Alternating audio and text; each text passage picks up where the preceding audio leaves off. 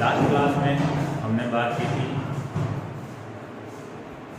Solution क्या होते हैं, सॉल्यूशन के प्रकार, और उसके बाद में हमने की थी सांद्रता इकाइयाँ।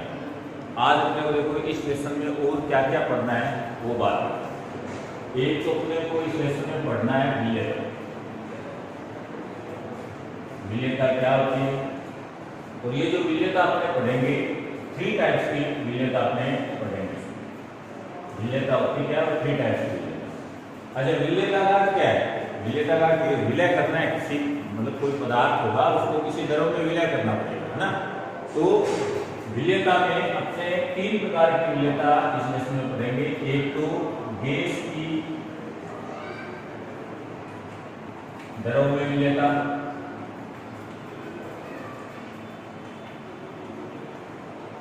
दूसरा अपने पढ़ेंगे द्रव की द्रव में विलेयता, और थर्ड अपने पढ़ेंगे ठोस की द्रव में। ठीक है, जब अपने गैस की द्रव में विलेयता पढ़ेंगे तब यहां पे अपने एक लॉ डिस्कस करेंगे, हेनरी नियम का डिस्कशन करेंगे, हेनरी। और जब द्रव की द्रव में विलेयता का जिक्र करेंगे तब यहां अपने लॉ पढ़ेंगे राउल्ट नियम। ठीक है, और जब अपने ठोस की द्रव में विलेयता की बात करेंगे तो यहां पे अपने जो इंपॉर्टेंट बात है अणुसंख्यक गुणधर्म, इनको अपने अणुसंख्यक गुणधर्मों का विशेषकर जिक्र याद किया। और एक्चुअली में अणुसंख्यक गुणधर्म के नाम पे अपने पढ़ेंगे क्या कि किसी भी पदार्थ का मोलर द्रव्यमान होता है ना, ये प्रायोगिक रूप से कैसे याद किया जाता है। ठीक है, तो ये अणुसंख्यक गुणधर्म जो है ना, ये विधि है। ठीक है ना, एक प्रैक्टिकल वर्क है। आप ये कह सकते हो कि अणुसंख्यक गुणधर्म जो है इसके द्वारा अपने कर क्या है, किसी पदार्थ का मोलर द्रव्यमान याद कर सकते हैं। ठीक है, तो ये अपने अणुसंख्यक गुणधर्म विधि में। इसके बाद में जब अणुसंख्यक गुणधर्म अपने करेंगे तो फाइनली 4 अणुसंख्यक गुणधर्म करने के बाद में अपने क्या देखेंगे कि अणुसंख्यक गुणधर्मों को अपनाकर जब अपने किसी पदार्थ का मोलर द्रव्यमान निकालते हैं, फाइंड आउट करते हैं, तो कई बार तो मोलर द्रव्यमान अपने को सही प्राप्त हो जाएगा पदार्थ का। ठीक है, लेकिन कई बार ऐसा होगा कि पदार्थ का जो हमने मोलर द्रव्यमान निकाला है वो सही प्राप्त नहीं होगा। ठीक है ना, तो जब सही प्राप्त नहीं हो रहा है तो ऐसी कंडीशन में सही क्यों नहीं प्राप्त हो रहा, इसके लिए अपने पढ़ेंगे असामान्य मोलर द्रव्यमान, असामान्य मोलर द्रव्यमान, जिसके अंदर एक वॉन्टॉफ नामक साइंटिस्ट है, वॉन्टॉफ नामक साइंटिस्ट है, जो ये बताएंगे कि ये जो असामान्य मोलर द्रव्यमान आया, मतलब जो सामान्य होना चाहिए था, जैसे मैंने कहा किसी पदार्थ का सामान्य मोलर द्रव्यमान था कि 60 ग्राम, लेकिन आपके पास आया, मैंने ये कहा वो आपके पास मान लो 170 ग्राम है ना, 170 टू 120 कुछ भी कह लो, कि आना चाहिए था 60 ग्राम। ठीक है, आपके पास आया 120 ग्राम, तो ये ज्यादा क्यों आया? या मान लो आना चाहिए था 60 ग्राम, आया 30 ग्राम, तो ये कम क्यों आया, है ना। तो इसको वॉन्टॉफ ने क्या नाम दे दिया? असामान्य मोलर द्रव्यमान। मतलब एक्यूरेट मान से कम या ज्यादा मान आएगा तो उसको हमने नाम दिया है असामान्य मोलर द्रव्यमान। और ऐसा क्यों होता है इसको समझाने के लिए वॉन्टॉफ ने एक गुणक दिया जिसे अपने बोलते हैं वॉन्टॉफ गुणक। ठीक है, और इस वॉन्टॉफ गुणक को अपने क्या करेंगे, ये जो वॉन्टॉफ गुणांक है या गुणक है, इसको अपने अणुसंख्यक गुणधर्म में ऐड करेंगे तो हमारी ये प्रॉब्लम भी सॉल्व होगी। ठीक है ना, कि क्यों मोलर द्रव्यमान गलत आ रहा है। क्लियर है? ठीक है, मैक्सिमम केस में तो क्या होता है, सही आता है, लेकिन गलत यदि आ रहा है किसी का तो क्यों आ रहा है, इसके लिए वॉन्टॉफ ने जो सुझाव दिया वो था असामान्य मोलर द्रव्यमान। ठीक है, और कैसे सही हो सकता है, इसके लिए गुणक दिया और इसी गुणक को अणुसंख्यक गुणधर्मों की जो समीकरणें थी उनमें ऐड करके और उसमें संशोधन कर दिया गया और फिर जब अप्लाई किया गया तो देखा गया कि अब प्रत्येक कंडीशन के अंदर मौलिक द्रव्यमान सही काम करता है। ठीक है, तो ये इतना सा पार्ट अपने इस लेसन के अंदर है। क्लियर होगी बात में? अब पहली बात तो करते हैं कि विलेयता होती क्या है।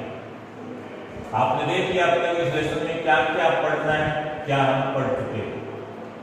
ठीक है, अभी जो मैंने बताया है उतना ही पार्ट अपने को इस लेसन में पढ़ना है और इससे पहले अपने क्या पढ़ चुके हैं, विलयन क्या होता है, इसके प्रकार क्या है और विलयन से संबंधित सभी सांद्रता इकाइयां पढ़ चुके हैं। तो देखो सोल्यूबिलिटी क्या होती है, सोल्यूबिलिटी विलयता होती है। मान लो मैं ये कहता हूं कि ये मेरे पास एक बीकर में वाटर है H, ठीक है, और मैंने ये कहा कि इस वाटर में मैंने NaCl नमक को मिला दिया, NaCl नमक को मिला at room temperature 25 degree Celsius, ठीक है, 25 डिग्री सेल्सियस। और मैंने कहा कि ये जो गिवन वाटर है ना, इसका ये जो दिया हुआ आयतन है, मान लो ये मैंने कहा कि ये जो है ये 500 ml है, 500 ml।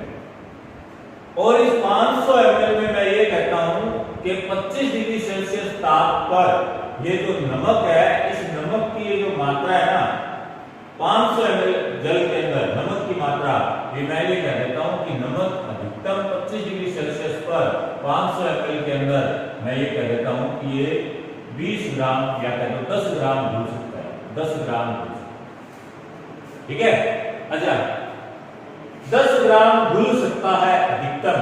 अब मैंने कहा यदि मैं इसे ज्यादा घोल दूं, 11 ग्राम 12 ग्राम घोल दूं, तो बोले आप जितना ज्यादा घोलोगे ना, जैसे आपने 12 ग्राम घोल दिया, तो जब तक आप इसको हिलाते रहोगे, इस नमक को जल में हिलाते रहोगे, तो वो जो 12 ग्राम आपने ऐड किया है वो इसमें घुला हुआ रहेगा। ठीक है ना, लेकिन जैसे आपने इसको हिलाने बंद किया, हिलाना जैसे इसको आप बंद करोगे, तो नमक के जो एक्स्ट्रा 2 ग्राम के जो कण है ना, वो आपको नीचे दिखाई देने लगेंगे। ठीक है, इसका क्या हुआ, ये वापिस हो गया क्रिस्टलीकरण, 25 डिग्री सेल्सियस पर ये क्या हो गया, क्रिस्टलीकरण हो गया। कितने का, 2 ग्राम का, क्योंकि वो 2 ग्राम क्या था, एक्स्ट्रा। ठीक है ना, मैंने क्या कहा 10 ग्राम घुल सकता है, लेकिन आपने मिलाया 12 ग्राम, तो वो 2 ग्राम क्या होगा, बड़ा रहेगा, वो नीचे क्रिस्टलीकरण के रूप में आपको साफ साफ दिखाई देगा दानों के रूप में, है ना। 10 ग्राम घोलोगे तो 10 ग्राम पूरा घुला हुआ रहेगा, कोई भी कण आपको पैनल पर दिखाई नहीं देगा।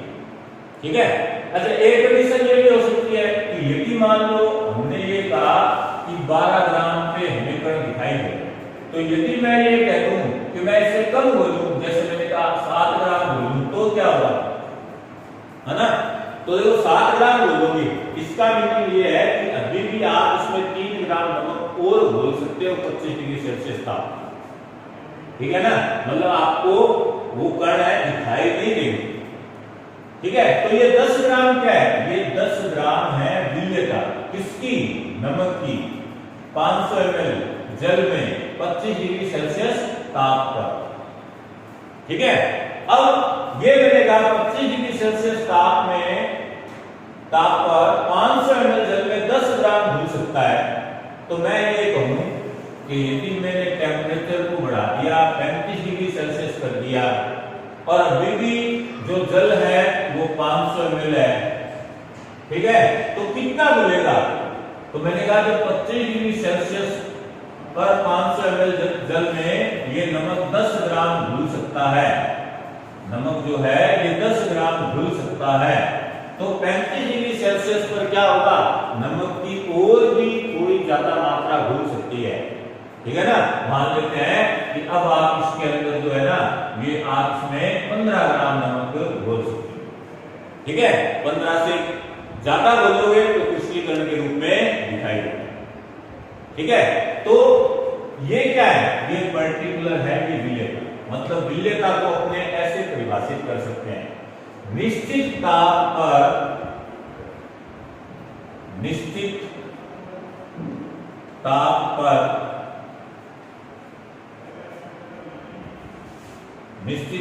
पर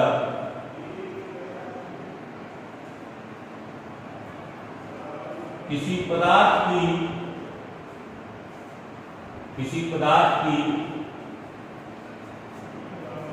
या कह दो विलय कह दो, पदार्थ का विलय भी कह सकते हो, किसी निश्चित ताप पर किसी विलय की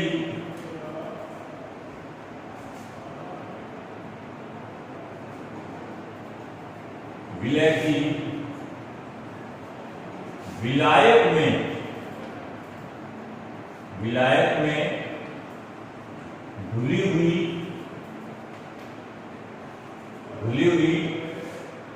अधिकतम मात्रा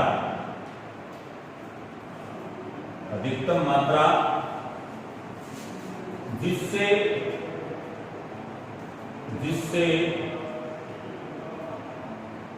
संतृप्त विलयन बनता हो, बहुत इंपॉर्टेंट बात है, संतृप्त विलयन बनता हो, जिससे संतृप्त विलयन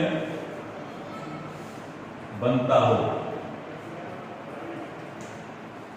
निश्चित ताप पर किसी विलय की विलायक में घुली हुई अधिकतम मात्रा जिससे संतृप्त विलयन बनता हो को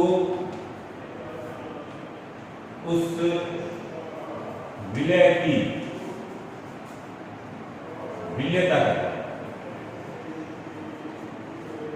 उस विलय की विलयता। क्लियर होगी बात? ठीक है, एक बार फिर से मैं क्या कर रहा हूं, ये हमने जल लिया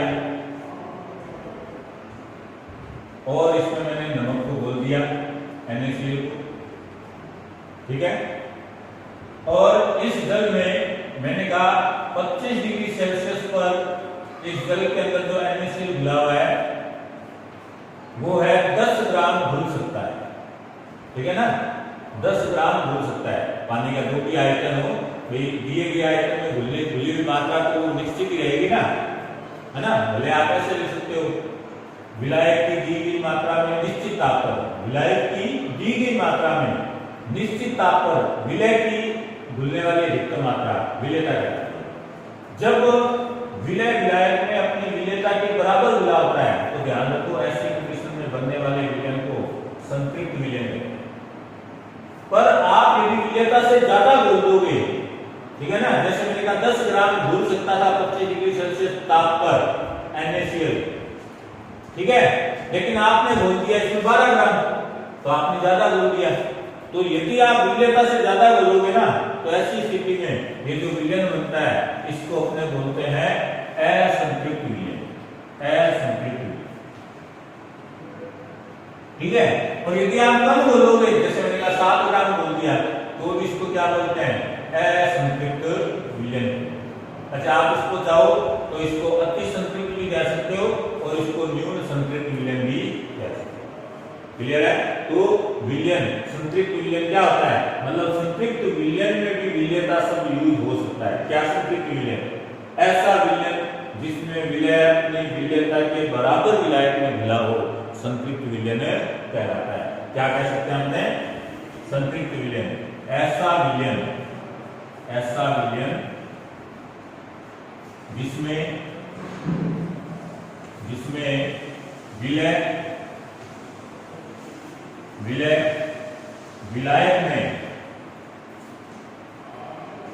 में अपनी विलेयता के बराबर घुला हो, संतृप्त विलयन कहलाता है। और विलेयता से कम या ज्यादा घुला हो तो इसको क्या बोलते हैं, असंतृप्त विलयन कहते हैं। और इंपॉर्टेंट बात है, ये विलेयता जो होती है ना, ये ताप से प्रभावित होती है, ताप से बदलती है, इस चीज को ध्यान में रखना। भाई ये तो श्योर है, ताप से बदलना तो है, विलेयता ताप से बदलेगी, जब 25 डिग्री सेल्सियस ताप पर मैंने कहा कि इतने पानी में 10 ग्राम घुल सकता है, तो ताप बढ़ाओगे तो विलेयता बढ़ेगी ना, वो और भी ज्यादा घुलेगा। इसलिए मैंने यहाँ वर्ड यूज किया निश्चित ताप पर। ठीक है, निश्चित ताप पर किसी विलय की विलायक में घुली अधिकतम मात्रा जिससे संतृप्त विलयन बनता हो को उस विलय की विलेयता कहते हैं। ठीक है, या फिर डायरेक्ट आपकी भाषा ये भी लिख सकते हो, क्या विलायक की दी गई मात्रा में विलय की घुली अधिकतम मात्रा एक निश्चित ताप पर उस विलय की विलेयता कहलाती है। ठीक है, ये आप तो ये तो हमने बात कर ली कि विलेयता क्या होती है, संतृप्त विलयन क्या होता है और असंतृप्त विलयन क्या होता है। अच्छा, एक बात और समझ आई कि जब असंतृप्त विलयन बनता है ना, तो असंतृप्त विलयन बनते समय कौन सी प्रक्रिया होती है? क्रिस्टलीकरण की प्रक्रिया होती है। कौन सी प्रक्रिया होती है? क्रिस्टलीकरण की प्रक्रिया होती है।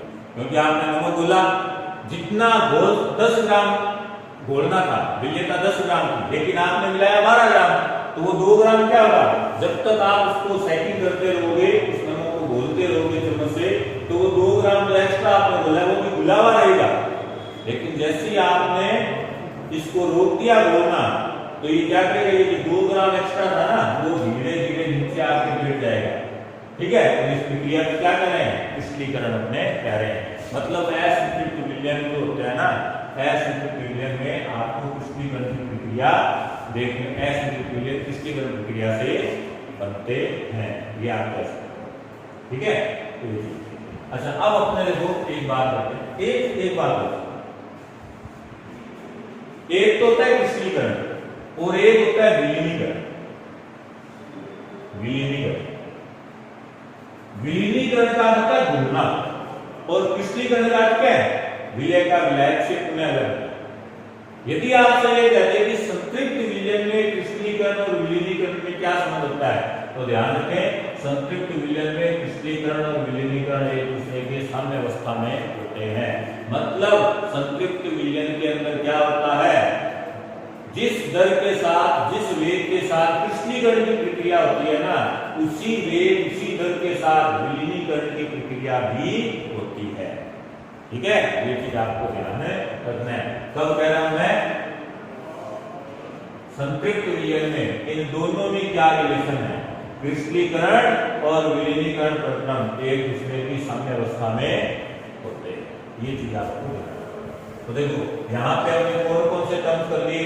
एक तो विलेयता कर लिया, एक संतृप्त असंतृप्त विलयन क्या होते हैं कर लिया, अति संतृप्त न्यून संतृप्त विलयन क्या होते हैं। अच्छा, क्रिस्टलीकरण विलय का विलायक से अलग होना होता है ना, क्रिस्टल के रूप में विलय का विलायक से क्रिस्टल के रूप में अलग होना क्रिस्टलीकरण कहलाता है। विलीनीकरण विलय का विलायक में घुलना विलीनीकरण कहलाता है। संतृप्त विलयन में क्रिस्टलीकरण और विलीनीकरण की प्रक्रिया या तो दर जो होती है एक दूसरे के बराबर होती है। ठीक है, अर्थात क्रिस्टलीकरण विलीनीकरण एक दूसरे की साम्य अवस्था में होते हैं, है ना। तो ये आपको सभी बातें ध्यान रखनी। अब ये तो हमने पढ़ लिया कि विलेयता शब्द का अर्थ क्या है। ठीक है, अब अपने बात करते हैं कि हमने कहा था विलेयता जो है इसको हमने 3 पार्ट में डिवाइड किया। कौन कौन से 3 पार्ट है? विलेयता, जिसको हमने कहा कि हमारे सिलेबस में इस विलेयता से 3 पार्ट, एक तो है गैस की द्रव में विलेयता, जहां आपने क्या पढ़ेंगे? हेनरी।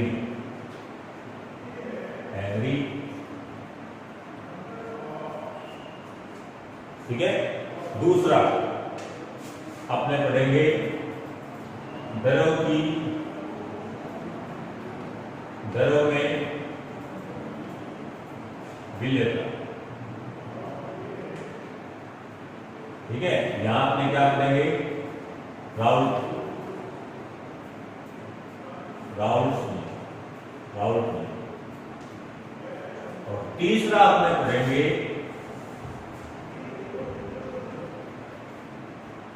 ठोस की द्रव में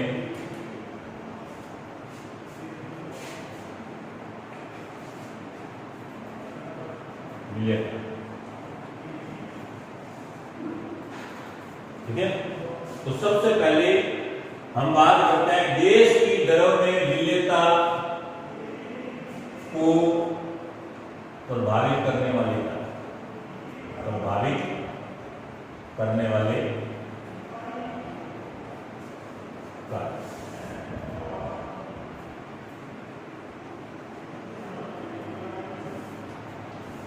ठीक है, गैस की दरों में विलेयता को प्रभावित करने वाले कारक। तो देखो, पहला कारक तो अपने ये कह सकते हैं विलय व विलायक की प्रकृति। ठीक है, जो विलय है और जो विलायक है उनकी प्रकृति क्या है? ध्रुवीय है, अध्रुवीय। प्रकृति का क्या है?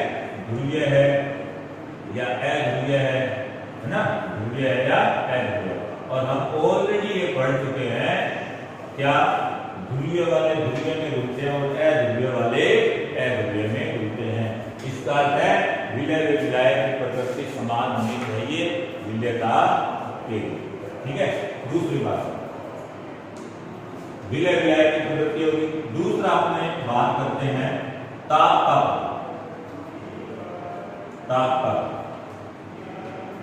तो देखो, ताप का प्रभाव मैं कहूं गैस की दरों में विलेयता के लिए ताप का प्रभाव है। तो मान लो कोई गैस है वो दरों में मिक्स हो रही है और आप ताप बढ़ा दोगे तो होगा क्या कि गैस जो होगी वो दरों से स्वतंत्र होने लग जाएगी। क्योंकि आपको पता है कि ताप बढ़ाने से क्या होगा कि गैसें जो होती है, ताप बढ़ाने से तो गैसें बनती है उल्टे भी, है ना? दरों में यदि वो मिक्स है भी तो उससे क्या हो जाएगी, जल्दी से जल्दी अलग हो जाएगी। इसका अर्थ है आप ये कह सकते हो कि यदि आपने टेम्परेचर बढ़ा दिया ना तो गैस की दरों में जो विलेयता होती है ना वो क्या होती है, घटती है। ठीक है, तीसरी बात है कि दाब का इंपॉर्टेंट है, दाब का। बाकी ये दोनों कोई इंपॉर्टेंट नहीं है, सिर्फ दाब का प्रभाव ही इंपॉर्टेंट है, दाब का। और इसी के लिए हेनरी। ठीक है, बाकी ये कोई भी दो इंपॉर्टेंट नहीं है, ये तो नॉर्मली सोच के भी बता सकते हो आप, है ना? ये हम 11th में बार पढ़ते हैं, ध्रुवीय वाले ध्रुवीय में घूमते हैं, ध्रुवीय वाले अध्रुवीय में घूमते हैं। ठीक है, लेकिन ध्यान ये जो स्टेटमेंट मैं बोलता हूं ना, ध्रुवीय वाले ध्रुवीय में है, ध्रुवीय वाले अध्रुवीय में, एक्चुअली में ये स्टेटमेंट हमेशा सत्य होगा कोई जरूरी नहीं। रियलिटी में एक पदार्थ का दूसरे पदार्थ में घूमना डिपेंड करता है द्विध्रुव आघूर्ण पर। ठीक है, कई बार ऐसा भी देखना एग्जाम्पल आपको मिलेंगे जिसमें ध्रुवीय वाला अध्रुवीय में मिलेगा। ठीक है ना, ध्रुवीय वाला जो होगा वो अध्रुवीय के अंदर, सॉरी, जो ध्रुवीय वाला होगा वो ध्रुवीय के अंदर भी नहीं मिलेगा। भाई जैसे नॉर्मल अपने क्या बोलते हैं कि ध्रुवीय वाला ध्रुवीय में घुल जाता है। ठीक है, लेकिन मैं कह रहा हूं ये हमेशा सत्य नहीं होगा। आपको ऐसे भी एग्जाम्पल मिलेंगे कि दोनों ध्रुवीय प्रकृति के होंगे लेकिन वो एक दूसरे में घुलेंगे नहीं। ठीक है, इसका भी डिस्कशन करेंगे अपने आगे, जब अपने दरों की दरों में विलेयता पढ़ेंगे तो वहां अपने इसको पढ़ेंगे राउल्ट्स लॉ। ठीक है ना, वहां एग्जाम्पल होंगे। तो नॉर्मल ऐसा ही होता है, ध्रुवीय वाले ध्रुवीय में मिलते हैं, अध्रुवीय वाले अध्रुवीय में मिलते हैं। ठीक है, दाब का प्रभाव मोस्ट है। क्यों मोस्ट है? यहां पे राउल्ट्स ने नियम दिया है, हेनरी ने नियम दिया। हेनरी क्या कहता है कि मान लो ये द्रव है, ठीक है, और ये गैस है, ठीक है, और ये गैस इस द्रव पे दाब लगा रही है। नो डाउट क्लोज कंटेनर होगा, कोई बंद पात्र होगा, बंद पात्र में गैस होती है, द्रव पे दाब तो लगाएगी, है ना? बंद पात्र में जो गैस होती है वो द्रव पे दाब लगाएगी, नो डाउट, है ना? क्लोज कंटेनर में। और ओपन कंटेनर होगा, खुला पात्र होगा, तो वो तो गैसें हैं, ऑटोमेटिकली स्वतंत्र होती जाएगी। बोतल आते हैं पेप्सी लिम्का वगैरह, तो उसमें CO2 मिक्स किया हुआ होता है लिक्विड के साथ, है ना। और जैसे ही अपने उसको ओपन करते हैं तो ओपन करते क्या होता है, वो CO2 से फ्री हो जाती है, उससे जो CO2 होती है वो फ्री हो जाती है, ठीक है। अब यदि हमने उसको एकदम बोतल के अंदर जो लिक्विड है वो ढक्कन हटाने से पहले उसको अच्छी तरीके से अपने हिला देते हैं, तो हिलाने से क्या होता है कि ये जो गैस और ये जो द्रव है ये एक दूसरे के पहले क्या होते हैं, साम्य अवस्था में होते हैं, ठीक है ना। मतलब गैस जितना द्रव में घुलता है, द्रव से वापिस गैस की अवस्था में वो चला जाता है, साम्य अवस्था में होता है जब तक आप बोतल नहीं हटाते, हिलाते नहीं। लेकिन जैसे आप उस बोतल को हिला देते हो तो ये साम्य अवस्था क्या हो जाती है, डैमेज हो जाती है। और फिर अचानक आप बोतल खोलते हो तो बोतल खोलते क्या होता है, साम्य अवस्था तो डैमेज होती है और वो गैस के पार्टिकल होते हैं वो द्रव के अंदर चले जाते हैं, और द्रव के अंदर जाने के बाद में जैसे आप ढक्कन ऑन करते हो तो उनको फैलने के लिए जगह मिलती है, तेजी से फैलते हैं, फिर बाहर आ जाता है ना। तो विलेयता कहाँ है, बंद पात्र के अंदर, है ना। गैस की द्रव में विलय थे कब, बंद पात्र। तो ये क्या है, बंद पात्र में जब ये गैस द्रव पे दाब लगाती है, या फिर आप यूं कह दो कि जब गैस द्रव पर दाब लगाती है तो इसके लिए हेनरी क्या कहता है, दाब का प्रभावी तो है, ठीक है। और हमें पता है गैस अवस्था दाब लगाती है, द्रव अवस्था का भी थोड़ा बहुत दाब होता है, लेकिन ठोस अवस्था का तो कोई मीनिंग ही नहीं है दाब के लिए, है ना। तो देखो गैस क्या कहता है हेनरी नियम कि गैस के द्वारा द्रव की सतह पे जो लगाया गया दाब होता है ना, गैस के द्वारा द्रव की सतह पर लगाया गया जो दाब होता है, ठीक है, ये गैस की द्रव में विलेयता के समानुपाती होता है, गैस की द्रव में विलेयता के समानुपाती होता है, ठीक है। क्या कह रहा हूं, गैस द्वारा द्रव की सतह पर लगाया गया दाब, क्या कह रहा हूं, निश्चित ताप तो निश्चित रखना ही पड़ेगा, क्योंकि हमने पहले ही कह दिया है विलेयता ताप से प्रभावित होती है ना। तो सबके लिए निश्चित ताप पर गैस के द्वारा द्रव की सतह पर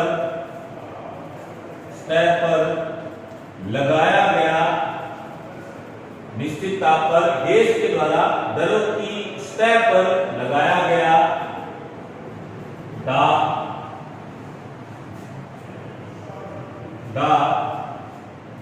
उस गैस की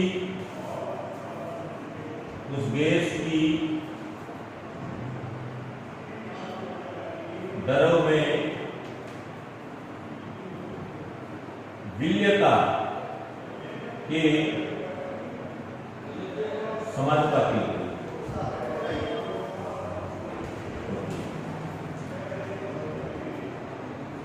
क्या कह रहा हूं, निश्चित ताप पर किसी गैस के द्वारा द्रव की सतह पर लगाया गया दाब उस गैस की द्रव में विलेयता के समानुपाती होता है। उस गैस की द्रव में विलेयता क्या है ना, मतलब गैस के द्वारा लगाया गया दाब, प्रेशर P, गैस के द्वारा P, ठीक है, किसके समानुपाती है, गैस की द्रव में विलेयता कितनी है, विलेयता किसकी, गैस की द्रव में विलेयता कितनी है ना।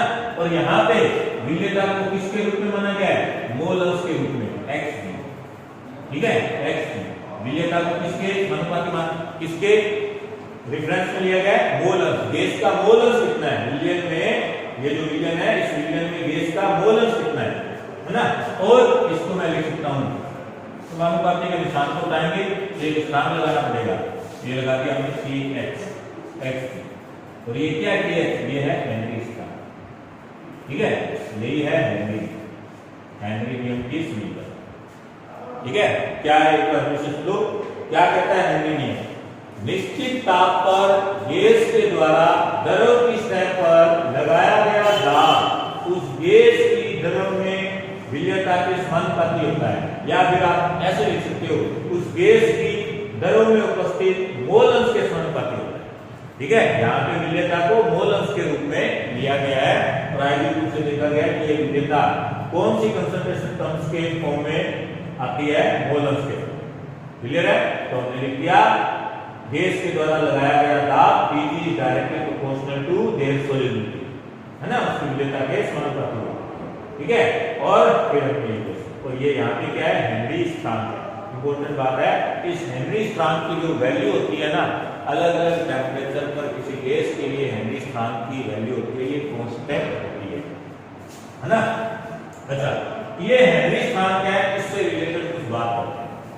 इस गैस के लिए हेनरी स्थिरांक के लिए कुछ बात, तो यदि आप उसको देखो तो मैं ये कह सकता हूं